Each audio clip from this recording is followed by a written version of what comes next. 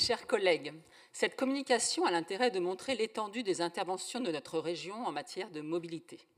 Elles sont le fruit des différentes lois de décentralisation qui, depuis un quart de siècle, ont donné à notre collectivité de plus en plus de compétences en la matière. Mais, il faut le souligner, sans les moyens pour la mettre en œuvre de manière transformatrice, sans les investissements de la part de l'État pour renouveler et rénover les infrastructures ferroviaires.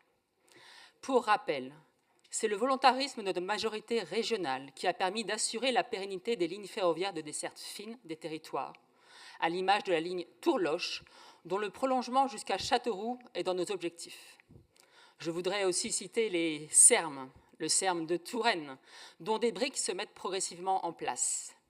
Pour preuve, l'ouverture récente de la halte ferroviaire à Fondette, mais aussi les études à Port-de-Pile et à Amboise pour la construction de voies terminus permettant au train de repartir vers Tours et ainsi d'augmenter l'offre. L'étude sur Amboise sera soumise en vote au CPR en fin de journée. Madame Wunsch l'a dit, le groupe Rassemblement national va s'abstenir, car ce SERM n'est pas limité à la métropole de Tours, c'est un SERM départemental. Le SERM de Touraine va irriguer 80% du département. Ancienne habitante de Sainte-Maure de Touraine, je peux attester que l'augmentation de l'offre est attendue par les habitants et les habitantes. À l'heure de l'augmentation du prix des énergies, il est plus que nécessaire d'offrir des alternatives durables et collectives à nos concitoyens et concitoyennes. Cet après-midi, en CPR, nous aurons aussi un rapport pour approuver les contrats de mobilité de 3 pays différents.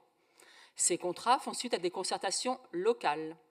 Car, comme l'a souligné M. Fournier, la région n'a pas attendu cette communication et la large concertation pour aller à la rencontre de la grande diversité des acteurs et des habitants et des habitantes, et ce, dans la philosophie de notre charte de la participation citoyenne adoptée en 2023. Ce matin, Mme Grégoire indiquait les difficultés de mobilité pour les jeunes en milieu ruraux, aussi bien dans leur quotidien que pour participer aux plénières du CRJ. La mobilité pour les jeunes ruraux est un sujet régulièrement discuté au sein du CRJ. C'est un sujet bien identifié pour notre majorité. Je tiens à indiquer que les membres du CRJ peuvent arriver la veille des séances plénières avec une prise en charge de leur nuit à l'hôtel par la collectivité. Samedi dernier, nous étions ici lors d'une séance de plénière du CRJ pour la cérémonie régionale du prix Jeunesse pour l'égalité portée par l'Observatoire des inégalités basé à Tours. La vidéo lauréate, réalisée par des lycées du lycée Jacques Monod de Saint-Jean-le-Bray, parlait justement de l'impact de ces transports sur la vie quotidienne de lycéennes, mais aussi sur leurs orientations post-bac. La fiche lauréate mettait, elle, en avant la désertification médicale. Les 3 sujets de notre session étaient ainsi évoqués samedi par le CRJ ici. CRJ, Césaire. Césaire. Je ne peux manquer de vous parler également du Césaire, dont certains veulent rendre l'existence facultative.